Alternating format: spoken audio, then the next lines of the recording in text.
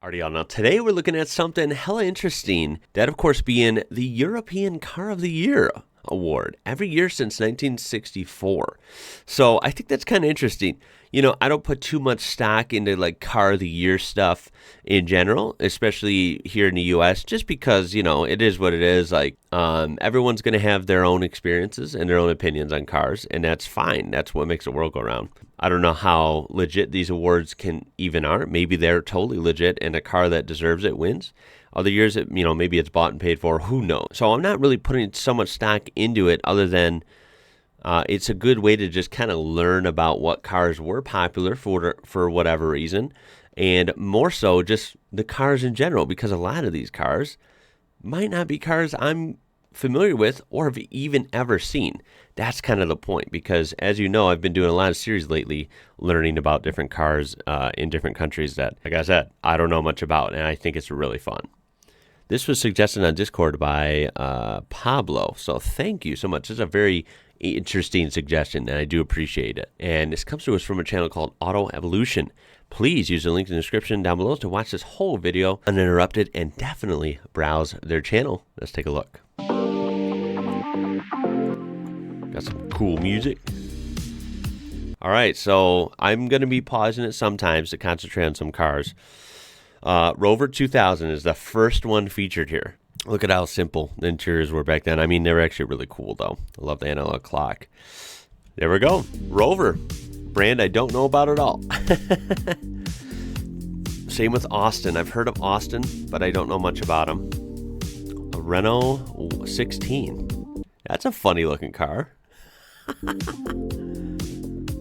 Fiat 124. Wow. What the hell's a NSU RO80? Well, I didn't know much about the previous cars. I don't know what this even is. Very weird looking in back. Like relatively normal looking going along here, and then the backside is really odd. Kind of cool in a way. NSU, I don't never heard of that company at all. It makes me think of like a university name or something, like here in the U.S., right? Like oh, I go to NSU, you know? Like, that's funny. Wow. Learn something new every day. Peugeot 504. It's cool. Fiat 128. Interesting. Let's go ahead and just assume I don't know about any of these. Instead of saying like, oh, I didn't know about that for all these. I don't know about probably any of these. If I do know about it, then I'll say, oh, I actually know about that. I have to point out some interesting things, though. Citroën. I think by now, if you've watched my channel, I am absolutely mind blown by old Citroëns. I did not know anything about them. And every time I see something new from them, especially from the past, it just blows my mind. They're so interesting and weird and odd. Again, look at this one. I haven't even learned about this one. I've learned about their more famous offerings. Look at the design on this. It's freaking bizarre. And then the steering wheel, like, look at it. It's off center and stuff. Like, it's just so weird. It's a weird car. But I love them because they're so weird. Look at that little car. Damn, that is small. 73 Audi 80. Wow, okay. This is cool. Big old Mercedes. I like that. This is one I haven't really learned about either.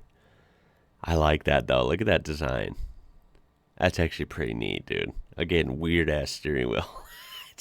It's got nothing. It's like floating. Holy crap. A Simca. What is that? I've never even heard of that brand either. Rover 3500.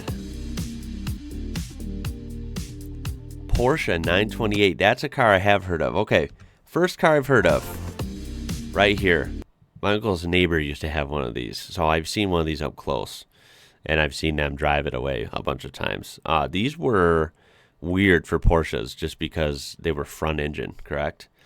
And I believe these had a V8 in them, if I'm not mistaken.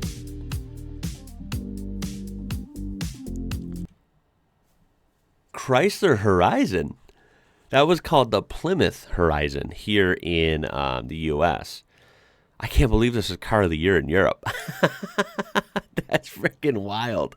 Although, to be fair, it's kind of like a European style car, like a small hatchback. This wasn't very like American, if you think about it. We love, typically, especially back then, big cars and trucks and stuff. So I see it says Simca Chrysler. Even as a Chrysler super fan, I've always been a Mopar fan, right? So Chrysler, Dodge, Jeep. Simca, I'm not familiar with. I don't know what that means. Maybe it's a different moniker they used in Europe. I don't know. A Lancia Delta. That's a cool car. Ford Escort. Seems to be whenever I've learned, your Escorts were a lot cooler than we had. It's a funny looking Renault. Audi 100. It's actually kind of cool. A Fiat Uno. It's a cute car. Opel Kadett. Ford Scorpio. Interesting. Wow. Now, Opel Omega is pretty cool. I like it. I like seeing that these are all manuals. I just love that. Peugeot. Fiat Tipo. Oh my God. Again, with the Citroëns. Even in the 80s or the early 90s. Dude, Citroën might be the most fascinating car company on earth. I'm not even kidding, dude. Look at this freaking car. They don't look real to me. They look like a... And I mean this in a good way. I don't want to I don't want to make it look like I'm making fun of them. I'm not. I'm freaking mind blown by them. Like, I would take one of these in a heartbeat. But let me just say, they literally remind me of like something from a movie, like a movie prop from like a futuristic, Back to the Future or something, or like some video game, right? They don't look real to me. They're so bizarre in the best way. I love that. That's so cool. Now, I've heard of the Clio. I didn't know they went back that far. I thought they were more modern. Renault Clio. Okay, cool. The Golf. Oh, hell yeah. Now, we did have those. Or still do, I should say. Nissan Micra. Hey, Ford Mondeo is my first car. Ford Contour over here. This was a little older, so ours looked a little different, but very similar. Fiat Punto. Fiat Brava. Look at how big the gauges are. That's funny. Interesting little car. A Renault. How do you say that? I don't know. I feel like I'm going to get it wrong. Alfa Romeo. That's cool. We have Alphas. Oh, this is exactly like our Ford Focus. Identical. Yeah, they had that funny interior. Actually, believe it or not, a lot of our Focus cars in this generation actually did come in manuals, even in the U.S. So that's a pretty cool fact. Toyota Yaris, yeah. Oh, yeah, the Yaris is interesting because it had the gauges in the middle. That's kind of a cool Alfa Romeo. Peugeot 307. I'm really getting into Peugeots lately. Ooh, that's a weird looking way to do the rear of the car. The front looks okay. Then it just kind of abruptly ends right here. It's like it didn't load in the textures. It's like gone. And then it like, yeah, I'm not a fan of this. This looks hella weird. I do appreciate cars that are different. This one's a little too different for me. But very interesting still. Fiat Panda, is that the Panda? People have been requesting everywhere to look at Fiat Pandas like 4x4s as my next like off-road series, because I've done like Land Rovers and Audis like off-road, and people said look at Fiat's off-road. Is this what they're talking about? I mean, I'm down. I don't have much expectations, but I might be proven wrong. Toyota Prius.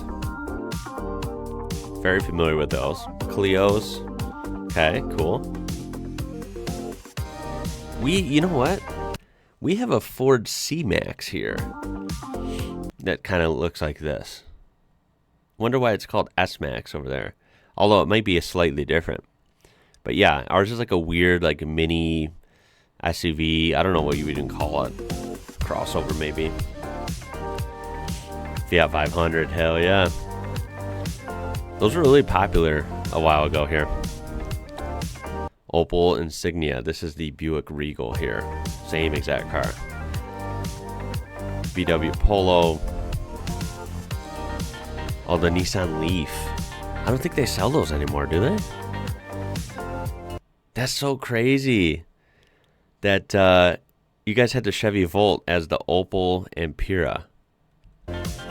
Opel design's actually kind of cool. I think I like it better in the front.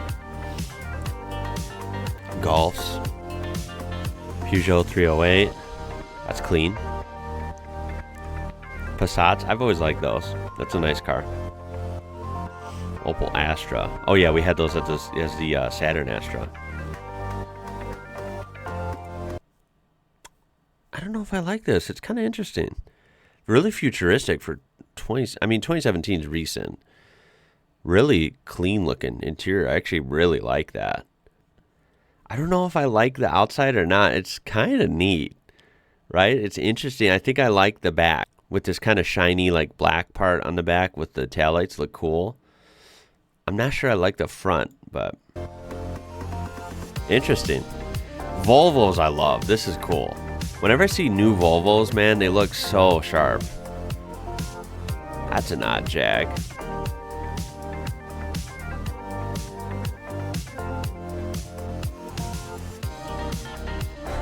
Yaris's. Yes, I've seen these in the US as well. Kia EV6. They have that weird like spaceship hatch on the back. Yeah, these are okay. I don't like super like it, but it's kind of cool, you know? Okay, so that's it for the list. It goes up to 2020. Highlights for me, the Citroëns. I think that's a no-brainer. These are freaking awesome, dude. And there's so much... I gotta deep dive into some of these. Like, I literally can't believe this is from 1990. Look at the interesting... Everything's so weird about these cars. Like, what is this? Is this like a... Let me go full screen. So, you see my cursor? Is this like a... Is there a screen or some sort of controls behind there? It looks like a plastic panel. Or is that a screen that's like off? You know, and it turns on? I don't know.